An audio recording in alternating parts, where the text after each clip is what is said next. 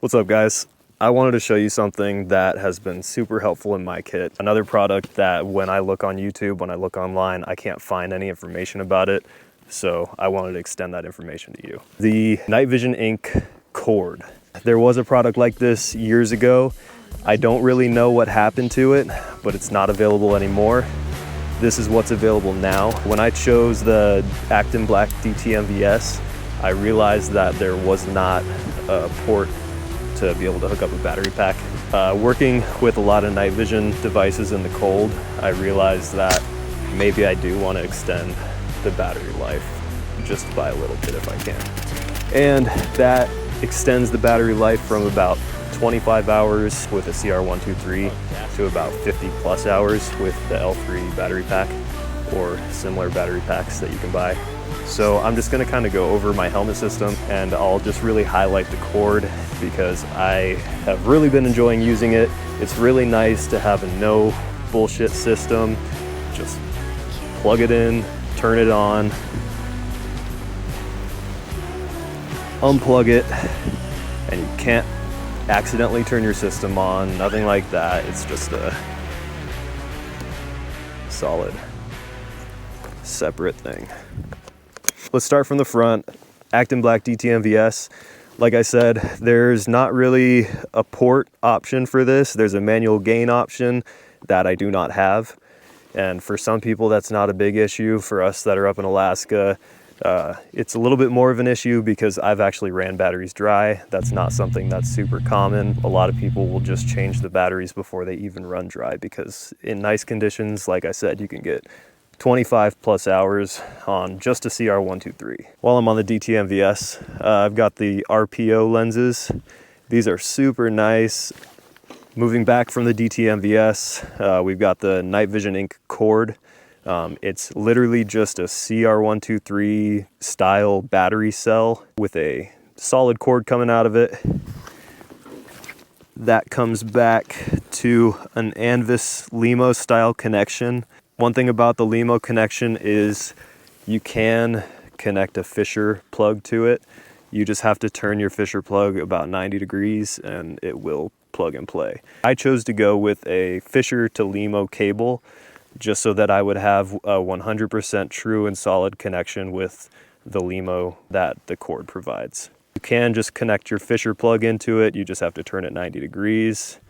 But like I said, I'll just use the Fisher plug that came with my L3 battery pack as a spare, and I'll just go with the tried and true LEMO to LEMO connection. Moving back from there, I've got it just tied down with zip ties. The cord's running back, and it's plugged right into the L3 battery pack. It's the L3 cold weather battery pack, so it's going to extend my battery life. And you know, I'll have a good time out here.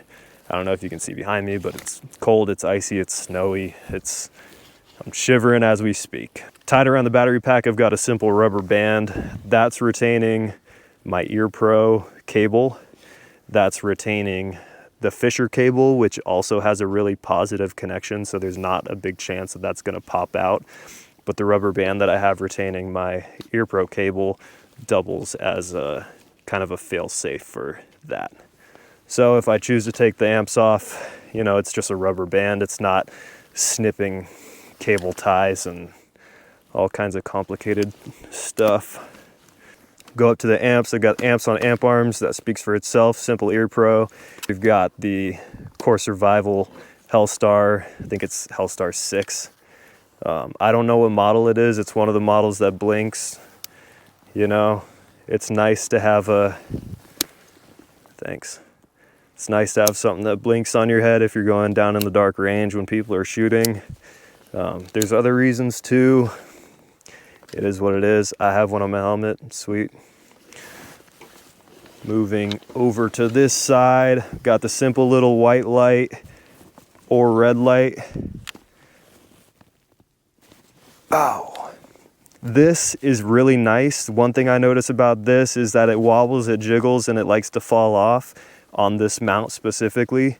So what I did is I tied a rubber band around it. That liked to fall off too. It would hold this on, but the rubber band itself would fall off. What I did was I took an O-ring and I stretched it around, and you can kind of see it in there, but the O-ring holds it tight and solid, and it doesn't even get close to falling off. So sweet. So moving around front, I've got this gripping on to, it's barely holding on, so I'm gonna have to put a new ring on there, but as you can see, this puts a lot of tension onto my unit, holding it nice and tight, doesn't really jiggle much. I've got this helmet squared away exactly how I want it. I've got everything tight. I've got tape behind the mount to hold it tight. I've got the ring bending because it's holding such a tight retention. I've got the cord tied down exactly how I want it, and I really recommend you guys do the same with your helmets, because if you wear it for hours at a time, it's not fun to have it even slightly off. So one thing people may be wondering is, so I have the DTNVS. If I buy the cord, what do I need to do? All you need to do is you need to take your battery cap off. The DTNVS usually comes with like a multicam lanyard or something that holds the cap on. You just take it off, put it in your case. This is its own battery cell. I'm not going to take it out right now because it's so cold outside, but you just screw it in. I did run across an issue. So right when I bought this, I screwed it on, I took it to the range, and the unit turned off. I reached out to the maker of the cord, and he said, okay, common DTNVS issue. And I was like, no, my DTNVS works. I took it to the range with the cord. Now it doesn't work. He said, nope, screw your battery cap on tighter than you think you should, and guarantee it'll work.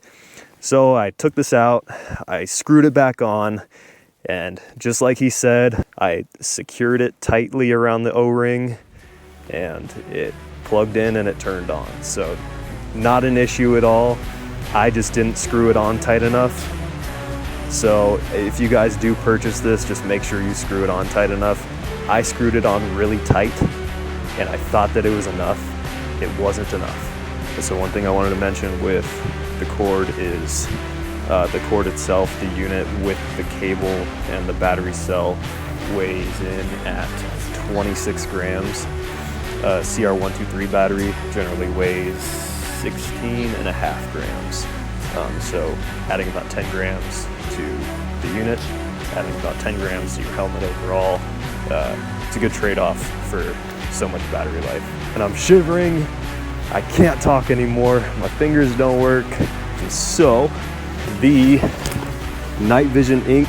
cord.